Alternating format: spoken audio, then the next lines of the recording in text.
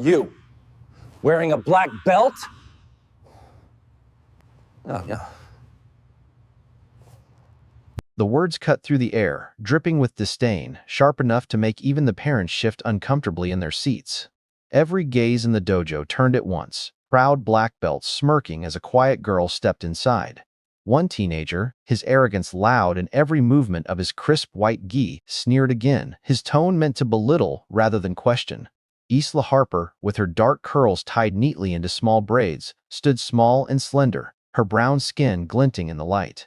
At first glance, she seemed fragile, but her deep brown eyes remained calm, reflecting everything around her like a mirror without ripples. Laughter rippled through the students. A few parents seated along the benches exchanged mocking looks. Even the instructor frowned. No one in that room knew Isla carried a martial arts heritage far heavier than their ridicule, a lineage of discipline, championships, and precise rigor. Just one morning, one challenge, and one underestimated child would silence the dojo with an undeniable truth. The room quieted for a moment. The faint smell of disinfectant clung to the worn mats. Noon sunlight slanted through tall windows, catching the dust drifting like pale smoke. Children's chatter mingled with the squeak of shoes and the steady rhythm of fists pounding heavy bags. Amid that ordinary setting stood Isla, 11 years old, at the back of the room. Her gi was spotless, the belt tied hastily but secure, braids pulled tight against her head, bare feet pressed firmly into the mat. She didn't fidget or tug at her uniform. She simply stood still, and that stillness drew attention. Three teenage boys, each wearing the black belts of Westbrook Dojo, leaned against the mirrored wall, eyes glinting with challenge. Evan, 14, tall and broad-shouldered, folded his arms and smirked. "Hey, you take a wrong turn to ballet class?" A few younger kids snickered. Isla stayed motionless. Tyson, the shortest but loudest, tilted his head. "Seriously, whose kid sister is this? Don't think you can fake your way into our class." Sensei called her. A stocky, middle-aged man tightening the chain of a heavy bag either didn't hear or chose not to step in. Isla slowly lifted her head. Her gaze wasn't confrontational, only direct. Yet Tyson faltered, eyes darting away before he forced his smirk back. Evan noticed and smiled wider. "Where's your belt?" "Oh wait, guess you don't have one." But Isla did have a belt, just not from here. The laughter that followed was thin, sharp enough to sting but not loud enough to feel safe. Kids glanced at each other, unsure whether to join in. Isla let her arms hang loose, never touching her belt, never flinching. Evan stepped forward, closing the invisible gap across the mat. "If you're only here to watch, the parent seats are over there." He pointed toward the door. A cloud drifted across the sun, dimming the light. Isla tilted her head, her braids swaying slightly. Her voice was soft, almost lost in the background noise. "I came to train." Tyson laughed first. "With us?" Isla didn't answer. Her eyes flicked toward a framed black and white photo on the wall, a master in a ready stance, Calder's late teacher. Then she turned back, her calm gaze steady. Evan started to say something but hesitated, unsettled by the silence that refused to break. It was the first crack in his confidence. Calder clapped his hands. "Pair up for warm-ups." The room bustled. Evan and Tyson immediately joined. Liam, the quiet, wiry one, hesitated a beat before following. Isla remained still, hands behind her back, waiting. Calder glanced her way. "You, work with Maya." Maya, a girl her age with a yellow belt, smiled shyly. They bowed and began basic punches. Isla moved slowly, each step precise, nothing like the rushed awkwardness of a beginner. Evan muttered from the corner. "She punches weird," Tyson snorted. "Like a movie scene." But Calder's sharp eyes never left her, footing, heels grounded, shoulders level, guard always intact. Maya noticed first. "You're really good." Isla shook her head slightly. "Just practiced a lot." When it was time to switch partners, Tyson raised his hand. "Sensei, let me spar with her." Calder hesitated, then nodded. "Keep it light." Tyson grinned. "Sure." They bowed. Tyson lunged with a straight punch. Isla slid her front foot half an inch. The fist cut air, whistling past her face. Tyson blinked. "Lucky." "Try again." The second strike missed too. Isla didn't dodge wildly, didn't retreat, just shifted, a breath of movement. On the third attempt, her hand flicked up, a smooth inward parry that redirected his arm. Tyson stumbled, nearly falling. A few students turned to look. Careful, Tyson, Calder warned, his voice calm but resonant. Tyson clenched his jaw. She tricked me. Isla stepped back and bowed slightly. I only followed the drill. As she moved, her sleeve slipped, revealing a thin scar along her forearm. Not a childish scrape, but the line of an old surgical cut. Liam caught sight of it, narrowing his eyes. He said nothing, but he didn't stop watching her. The laughter faded. Sparring continued. Isla returned to practice with Maya, her strikes halting a hair's breadth from contact. Maya whispered, "You've trained somewhere else." Isla neither confirmed nor denied, only kept moving, soundless steps, breath steady. Calder walked past and slowed. This wasn't beginner's skill. From the parents' bench, Mr. Wexler, Maya's father, a former soldier, studied closely. Those techniques were familiar, but he stayed silent. Tyson and Evans still whispered, but the edge of mockery had dulled. During the break, Maya knelt to retie her belt. Isla stood apart, hands hidden behind her back, gaze once more on the photo of the old master. Her grandfather's voice echoed in memory. "You don't fight to prove anything. You fight only when there is no choice. And when you win, you don't cheer. You bow." The memory faded. Calder called the class to line up again. Isla stepped forward, calm and composed. This wasn't the calm of a child new to training.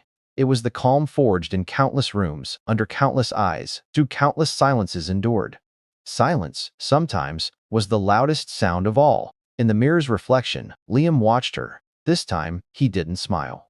He understood there were things, subtle and small, that only careful eyes could see. The way Isla moved off the mat, not glancing down, as though her body already knew every line of its boundaries, spoke volumes. That wasn't luck. Even Tyson, once mocking, began to look at her differently. Calder clapped again, signaling the final match before class ended. Black belts paired with black belts, yellow with yellow. Isla stood alone, waiting. Calder's eyes swept the room and landed. "Evan," he said, "work with her." Evan smirked, trying to look confident, though his stare no longer carried the same cold sharpness. He stepped forward and bowed. Isla returned the bow, her calm unbroken. The first strike. A controlled front kick. Isla rotated her hips, guided his ankle aside with her palm, and slid back into guard, crisp and clean. The second, a straight punch. She parried, redirecting with effortless precision. Evan gritted his teeth and unleashed a combination, punch, punch, low kick. Isla absorbed them fluidly, as if she had rehearsed this 1,000 times, finishing in perfect stance, breath even, never rushed. The sounds of the dojo seemed to fade, leaving Isla with another memory. It was no longer Westbrook martial arts. Instead, she was back on the cracked cement yard behind her grandfather's house, the heavy air of summer pressing down on her skin. His deep voice echoed in her ears. "Every extra movement is an opening.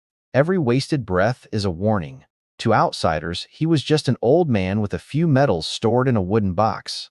But to Isla, he was a silent wall, shielding her from a world that had never been kind, especially since the day her father never came back from military service. For 6 long years, Isla trained under his stern eye. No belts, no trophies, just discipline. Corrections came through the quiet press of his hand on her arm, or the slight nod when she finally got something right. Back in the present, Evan tried again, this time with a feint. Isla didn't bite. She shifted just enough to cut off his angle, forcing him to stumble mid-strike. His smirk faltered. Calder clapped his hands once. "Stop." Evan stepped back, shaking out his wrist, glancing toward Tyson with a look that silently admitted, "This girl isn't simple." Tyson wasn't laughing anymore. Isla stepped off the mat and knelt to retie her belt. As she bent forward, a pair of worn military dog tags slipped from beneath her shirt, clinking softly before she quickly tucked them back. Only Liam, leaning against the wall, noticed. His eyes lingered, quietly weighing whether to ask. Isla didn't realize. Her bowed head wasn't from defeat, but from the weight of a private memory. The burden Isla carried wasn't in her guard, it was in her silence. The class moved on to group drills, lined up in long rows, stepping forward in unison, striking on command. The slap of bare feet on the mats made a steady rhythm. Isla stood in the middle row. She didn't force herself into the noise, but every punch she threw landed with a solid snap. Precision without show. From the parents' section, Mr. Wexler no longer leaned back. His elbows rested on his knees, watching Isla with the eyes of a veteran studying a fellow soldier. Even Calder frowned, not with doubt but with recognition. In the lines, Evan and Tyson forced old grins, but their eyes kept cutting toward Isla, sharper now, wary instead of mocking. Liam, standing beside her, whispered without looking up, "Where'd you train?" Isla hesitated, then said simply, "At home." Liam squinted. "That's not the name of a dojo." Isla stayed quiet. Another command rang out. The lines surged forward. Isla moved fluidly, without wasted motion. Tyson slipped slightly out of rhythm, and Calder corrected him at once. Tyson shot Isla a sharp look, as though her presence itself unsettled him. From the parents' bench, Mrs. Jensen, whose son had trained here for 3 years, leaned toward the woman beside her. "That girl isn't new. Look at her shoulders. Not tense at all when she hears commands." The other woman frowned. "But she's tiny." Mrs. Jensen nodded. "Size isn't the issue." The atmosphere in the room had shifted. The early dismissiveness was gone, replaced by curiosity laced with caution. Isla, seemingly unaware, kept her gaze forward, her steps steady. Only once did she glance at the framed photo of the head instructor on the wall. Liam caught it in the mirror, and the look unsettled him. When Calder called a break, students rushed for water. Isla stayed kneeling on the mat, holding on to her own quiet. Her braided hair had slipped down across her shoulders, but she didn't adjust it. It wasn't the nervousness of a beginner. It was the calm of someone who knew exactly what she was doing, without needing permission. And that, more than anything, was what made the others start seeing her differently. For the next sparring exercise, Isla was paired with Liam. They bowed. Liam hesitated before throwing his first strike. Isla brushed it aside with a movement as light as air, then stepped forward, her hand stopping just an inch from his chest before she withdrew into guard. Liam blinked. "That's a black belt technique," Isla answered softly. "That's how I was taught." Nearby, Evan's attention wandered, his block so sloppy that Tyson muttered, "Focus." But Tyson himself was already losing focus. From the seats, Mr. Wexler leaned toward Calder. "That girl, she's not a beginner." Calder's voice rumbled back, "Watch." But as he studied Isla, his eyes shifted into something closer to analysis. Isla didn't flinch or wait to react. She was already set before Liam lifted his hand. His next punch came faster. Isla moved fluidly again, but this time she held just a moment longer, controlling his arm before releasing it. Not aggressive, but unmistakably the work of someone in command. The dojo split in 2 halves, still training, half watching Isla with unease. Mrs. Jensen whispered bluntly now, "She hasn't even broken a sweat." Something's off. Tyson noticed too. Passing by her, he muttered low, "Don't think you can pull that off in a real fight." She only tightened the knot of her belt. But in the mirror, her stance had shifted subtly, weight balanced. Mr. Wexler's eyes narrowed. He had noticed. The bell rang again. Students clustered, chatting. Isla stood where she was, eyes on the mat. She hadn't said a word, but somehow the pull of the entire room now centered on her. Calder called the group back for kata, the traditional forms. He demonstrated, his strike sharp, sleeves snapping in the air. Students copied in unison. Isla, at the end of the line, didn't look like she was imitating. Her movements were deeper, smoother, as if the kata was already etched into her bones. Wexler muttered under his breath, "That's Okinawan kata, not the competition form these kids learn here." Liam, sneaking glances at her, threw his own form off. Calder had to stop and correct Tyson. Isla needed no corrections. Every move was already precise. In her mind, winter returned. The wooden porch of her grandfather's house, blanketed in frost, shadows of pine trees stretching long. She was 8 years old, breath-fogging white, stepping in rhythm with his instructions. He never named the kata. He only explained its purpose. Every move is a choice. To advance or to hold. The world will always push you back. You decide whether to yield. Back in the dojo, Calder called, "Finish strong," the class shouted in unison. Isla struck, not loudly, but with an uncanny accuracy. Tyson leaned toward Evan, muttering, "She's been doing this forever." Evan frowned. Then why show up here now? Neither noticed Calder's brief glance at the dog tags again slipping from Isla's collar. He turned away before anyone else saw. Mrs. Jensen whispered, "Who brings military tags to a kid's karate class?" Wexler didn't answer. His jaw tightened. The air grew heavier, not with hostility, but with unspoken questions. In the middle of it all, Isla stood steady, braids brushing her shoulders, eyes lowered but body firm. Calder didn't dismiss the class yet. He called for one more controlled spar. This time, Tyson stepped forward first. Me. Calder held his gaze longer than usual. Control. They bowed. Tyson lunged with a flurry of basics. Isla moved like water, slipping, deflecting, countering with a strike that halted just short of his chest. Not strong, but so precise he had to stop. Again, he snapped, striking faster this time. Isla still matched him, one hand blocking, the other keeping his balance off. The air between them seemed to shrink, the rest of the class fading to silence. Tyson ground his teeth, whispering, "Where'd you learn that?" Isla said nothing. He pressed, "Not here." The moment stretched. Finally, Isla whispered, voice barely more than a breath, "You're right. Not here." Mr. Wexler's eyes sharpened. In Isla's voice there was no challenge, only memory. And memory had a weight that even a grown man like him had to respect. Calder signaled to switch partners. Tyson stepped back reluctantly, face clouded, not angry so much as unsettled. Liam stepped forward, bowed, and leaned slightly. "I saw your tags," he whispered.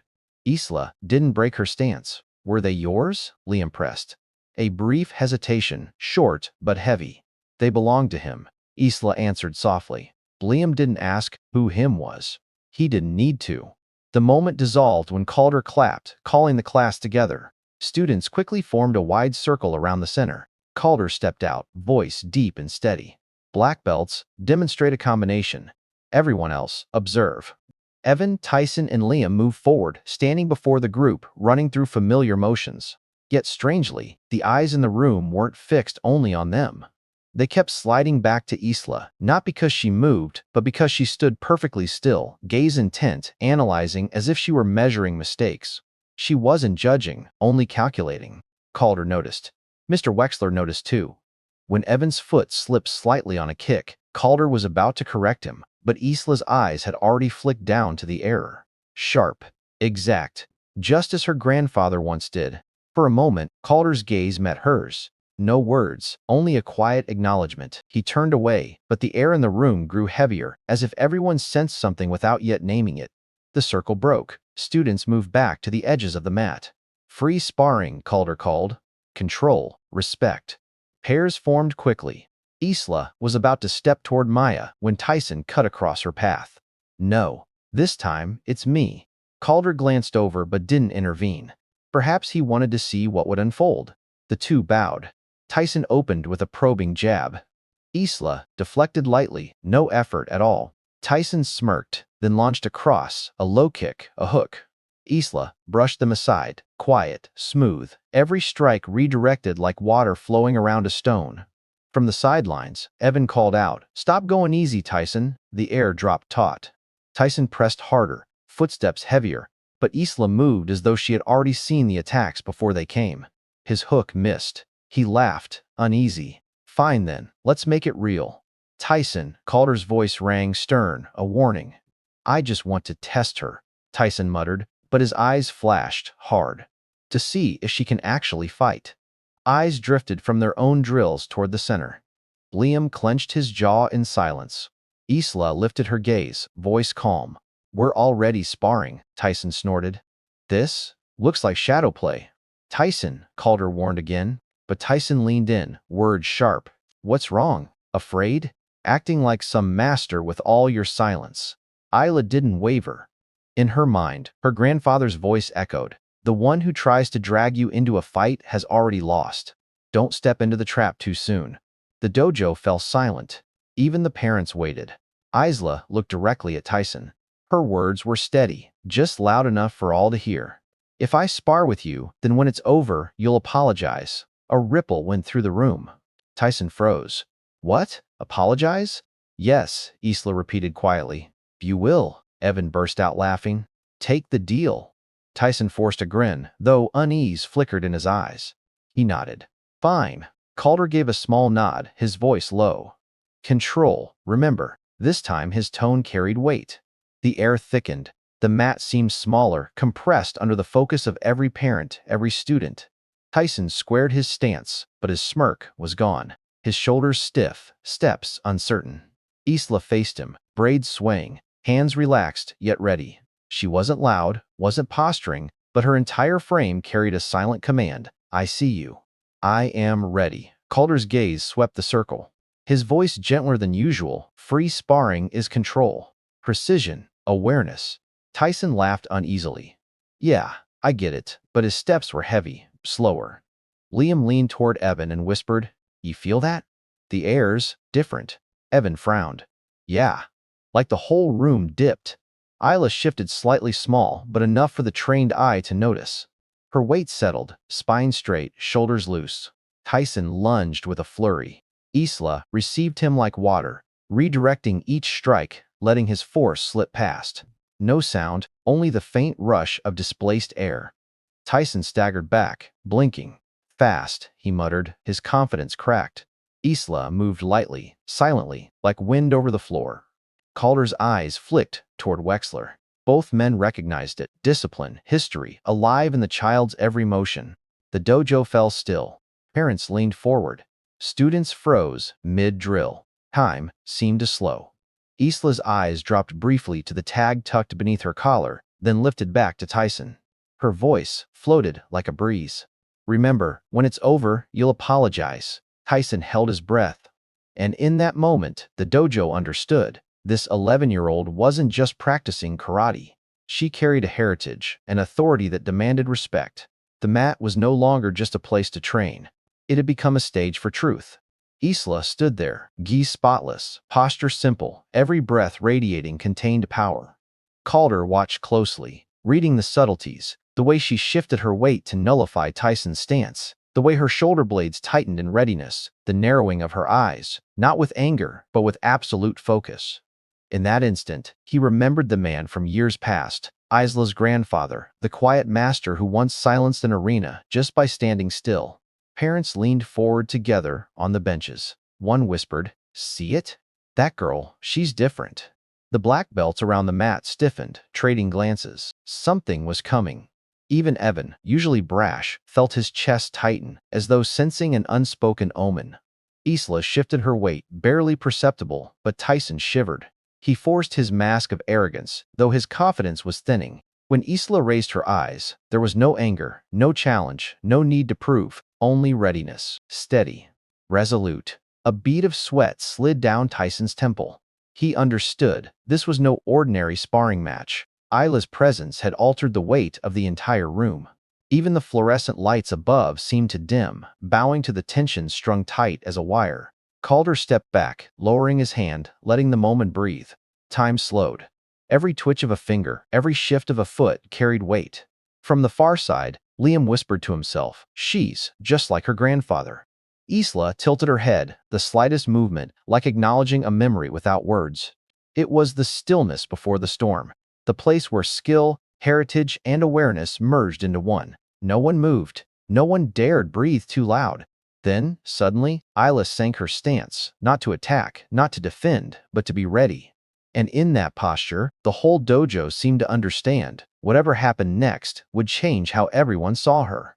Her gaze swept Tyson again, not hunting weakness, just observing. Every flinch, every breath of his fell into her rhythm. Tyson adjusted, trying to recover his bravado. But Isla didn't blink. Spine straight, shoulders relaxed, hand resting near her belt ready, but contained. Every detail spoke of discipline forged through years of practice. A drop of sweat rolled down Isla's temple, not from fatigue, but from absolute focus, measuring distance, timing, consequence. Her breath was even, solemn, ritual-like. Calder and Wexler exchanged a look, nodding once.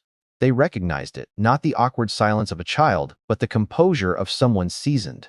A veteran would move like this, precise, restrained, wasting nothing. Tyson was beginning to lose patience. He threw a quick punch. Isla's hand brushed his wrist, deflecting it with the bare minimum of force. No sound, no heavy impact. Yet the strike was neutralized instantly. A ripple of whispers swept across the room. Even parents who had never studied martial arts could feel the authority radiating from the little girl, without a hint of violence. Her braids swung slightly with the movement of her feet. She shifted her weight back just a little, and it was as if the air above the mat had been compressed. Everyone held their breath, watching the smallest details, the turn of her wrist, the flex of her ankle, the narrowing of her gaze. Liam leaned toward Evan and whispered, "This isn't normal. She's been trained differently." Evan swallowed hard. He had never seen anyone, let alone a child, command an entire room with presence alone. Isla's eyes dropped for a moment to the dog tags hidden under her shirt. A glint of light flashed off the metal, a reminder of the legacy she carried. Liam shivered slightly. This wasn't just skill. This was memory, discipline, a standard handed down. Parents shifted uneasily in their seats. Conversations stopped. Every eye in the room was fixed on the two children on the mat. Tyson's fists clenched tighter. The sound of breathing filled the dojo against the polished wood floor. Isla lowered her stance, bending her knees, her eyes locked forward. It was only a small adjustment, but enough for the whole class to understand the moment had come. The storm was near. Time itself seemed to hold still. The lights above buzzed faintly, the only sound in a silence so deep it pressed on the skin. Isla stood in stillness, her small frame cloaked in the presence of someone who had endured decades of training. Calder studied her more carefully, noticing every detail, how Isla subtly turned to strip away Tyson's stance, the faint tension in her shoulders, the narrowing of her eyes, not anger, but total focus. In that instant, Calder saw her grandfather in her posture, the man who could silence a hall just by standing. Wexler gave a slight nod, confirming what Calder thought. This was no game. This was truth revealed. Even the black belts, who had once sneered, were silent now. A parent whispered, "That girl, she isn't like the others." Evan and Liam exchanged glances. Liam murmured, "It's like her grandfather is standing here with her." Tyson sucked in a deep breath, chest rising and falling. His mocking smile had vanished, replaced with the realization that he had misjudged her completely. The room was utterly still. Isla's hand drifted to her belt, a small habit carried from years of practice. Her hips squared, her shoulders loosened, her eyes fixed forward. That tiny gesture sent a tremor through the crowd. Tyson thought of mocking her again, but the words caught in his throat. Pride collapsed, leaving only the sensation of being overwhelmed. Calder caught the gleam of the dog tags under Isla's shirt, the faint scar on her wrist, the resolve etched into her face. Each detail hinted at the silent story Isla never told. The dojo had become a theater, waiting for truth to unfold. No one dared breathe too loudly. Black belts tightened their fists. Parents leaned forward. The scorn from before had transformed into unease. Isla turned her gaze on Tyson. She didn't speak. Her posture itself was both an invitation and a warning. She carried a legacy, but expressed it through quiet dignity. Then she bent her knees slightly, eyes locked in. The signal was clear. Isla was ready, not to prove, not to dominate, but to reveal. In that instant, everyone understood something extraordinary was about to happen. The calm before the storm had reached its peak. The room held its breath, all eyes fixed on the center. Time stretched taut, like a rope about to snap. Isla glanced toward the corner of the dojo, where a familiar figure had appeared. Her uncle, tall, broad-shouldered, wearing a plain black gi, the kind worn by masters long retired from competition but never from vigilance. He didn't speak. His face was calm, but the authority he carried pressed the entire room into silence. Even Tyson felt it, his steps faltering. The atmosphere had changed completely. The arrogance Tyson had begun with dissolved, replaced by caution. The laughter that had once filled the room vanished, replaced by a heavy weight. He glanced around, realizing for the first time that even the black belts who had mocked her were stiff and silent. Calder and Wexler, usually so composed, were watching with unusual intensity. Isla stood still, hand resting lightly near her belt, shoulders squared, her gaze steady as if carved into stone. She didn't need to strike first. She didn't need to prove anything. The entire dojo seemed to wait for her next blink. Her uncle stepped forward once, calm, steady, each step carrying the weight of history. Not dramatic, not hurried, only a presence that demanded attention. Even in his quiet demeanor, the years of grueling discipline were etched across his face. And then, Isla moved, just slightly, but enough to declare she was no longer the one to be dismissed. Every muscle aligned, her small body forming a perfect balance. Tyson froze. The pride that had once fueled his confidence vanished, replaced by unease. A bead of sweat rolled down his cheek, not from heat, but from truth. The girl he had scorned wasn't merely skilled. She was the product of years of discipline and a silent legacy. Tyson tried to summon a smirk, but the silence swallowed it whole. The quiet itself became the backdrop for the storm waiting to strike. And the moment of change didn't come from Isla, but from her uncle. In one smooth movement, he stepped behind Tyson, raising his hand. Not to attack, but like an invisible wall. No aggression, only quiet authority, as if to say, this child is not just talented. She carries a legacy worthy of respect. Tyson opened his mouth, but no words came. Looking around, he saw the astonishment mirrored on every face. Parents, students, even the black belts. Isla remained still, calm, letting the silence speak for her.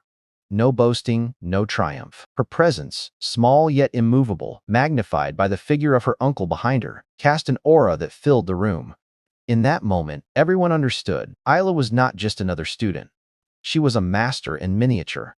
Mocking her had been a grave mistake. Tyson inhaled sharply, scrambling to recover, but it was too late. The tide had turned. Isla's quiet weight, paired with her uncle's watchful presence, had shifted the balance entirely. The black belts who once laughed now sat stiff, their eyes wary. Isla's hand brushed her belt again, a small, unconscious habit from years of practice. To everyone else, it was a signal. Her uncle stayed silent behind her, a shield of calm strength, but left Isla the space to define herself. The union of two generations, one protecting, one proving, made the room thrum with unspoken respect. Calder leaned toward Wexler and murmured, "She isn't just a black belt. Look at her balance, her control. That's not imitation. That's the real thing." Wexler nodded slowly, eyes narrowing with recognition. A veteran like him could see it too. This was innate precision, forged quietly over years. Tyson, fully realizing his mistake, took a step back, uncertainty written across his face. He tried to hold his posture, but every movement betrayed the cracks. Isla barely shifted, but her stance was rooted like an oak, her gaze drilling into him, dissolving any trace of mockery. With presence alone, Isla had become a warning. She could act at any moment, and if she did, it would be decisive. Her uncle stepped forward again, lifting his hand to stop Tyson as he attempted to advance. No strike, no display, just a perfectly measured intervention that left everyone breathless.